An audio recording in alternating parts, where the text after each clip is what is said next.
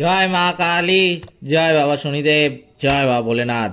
তো নমস্কার বন্ধুরা, আজকে আমরা আলোচনা করতে চলেছি ধনু রাশি বা লগ্নের জাতক জাতিকাদের এই 2রা এপ্রিল 2025 তারিখটি কেমন কাটবে, আদেও কি ভালো কাটবে, কোন কোন বিষয়ে অত্যন্ত সতর্ক থাকতে হবে এই রাশি বা লগ্নের জাতক জাতিকাদের এই দিনে। এছাড়াও এই ধনু রাশি বা লগ্নের জাতক জাতিকাদের জন্য এই দিন শুভ সংখ্যা, শুভ দিক, শুভ রত্ন এবং শুভ রং সবই কিন্তু আলোচনা করতে চলেছি আজকের এই ভিডিওটিতে।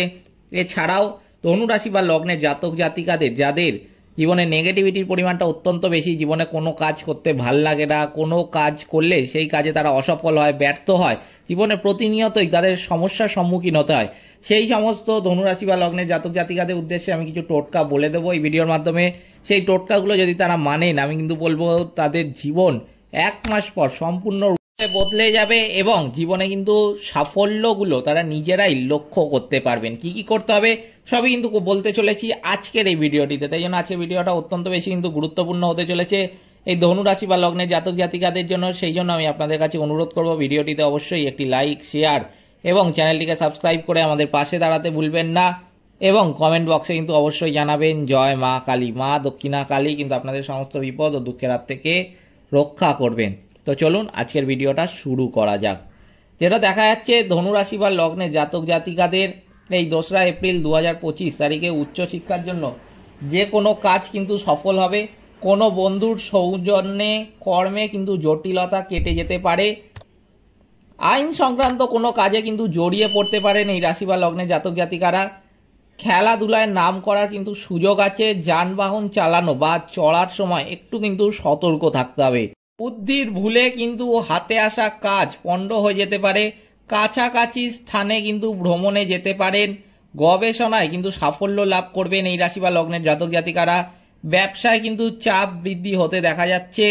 বাড়িতে অশান্তির জন্য মানসিক যন্ত্রণা কিন্তু বাড়তে পারে। অর্থ নিয়ে কোনো দুশ্চিন্তা কিন্তু থাকবে না এই দিনে। পরিবার নিয়ে চিন্তা থাকলেও তা কিন্তু অত্যন্ত সহজেই সমাধান হয়ে যাবে। সম্পর্ক ঠিক রাখতে অন্যের সাহায্য কিন্তু নিতে হতে পারে। পেশাগত ক্ষেত্রে লোকের সাহায্য কিন্তু পাবেন।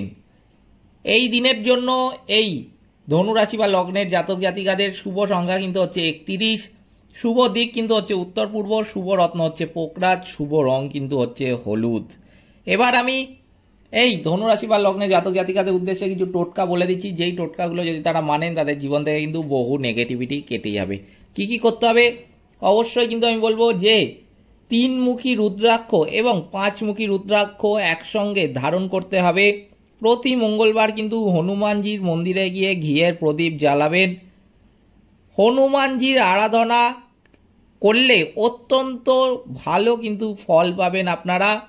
শনিদেবের পূজা পাঠ করবেন কিন্তু অবশ্যই, তাতে আপনার শনিদেবের যে জীবনে প্রভাব, কুপ্রভাব বিশেষ করে সেটা কিন্তু কেটে যাবে।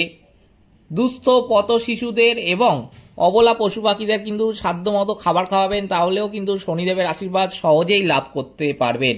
এগুলো কিন্তু আপনাদের মানতে হবে, তাহলে কিন্তু আপনারা জীবন থেকে বহু নেগেটিভিটি কাটিয়ে উঠতে পারবেন। এই ছিল আজকের ভিডিওটিতে অবশ্যই একটি লাইক, শেয়ার এবং চ্যানেলটিকে সাবস্ক্রাইব করে আমাদের পাশে দাঁড়াতে ভুলবেন না। এবং কমেন্ট বক্সে কিন্তু অবশ্যই জানাবেন জয় মা কালী, মা দক্ষিণা কালী কিন্তু আপনাদের সমস্ত বিপদ ও দুঃখের হাত থেকে রক্ষা করবেন। সকলে ভালো থাকবেন, সুস্থ থাকবেন। নমস্কার।